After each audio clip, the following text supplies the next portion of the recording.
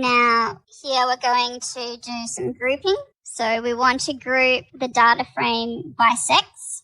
So surveys df, and we have this function called group by sex. And then when we run that, we now have all of the statistics grouped by sex. But there are more than two sexes. There's female, male, and I'm not sure what P, R, and Z stands for, but we have different ways of grouping, and that's giving us now a summary of what the mean is for those. Mean, max, etc.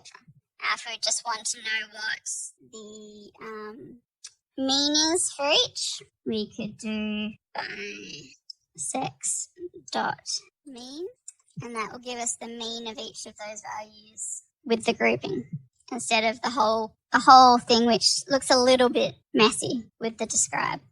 So the group by command is powerful, and that allows us to quickly generate summaries, and we can group by multiple different levels. So if we do the group by both plot and weight, and mean. So here we've got, for each plot, we've got the weight, the average weight of all the animals in that plot. Now if we wanted to know how many males and females we have for each species, for that species and that sex, we have that many animals counted, and that tells us those groupings for each animal. So you can see that these group bys are very useful for drilling down into your data and getting summaries that you can understand.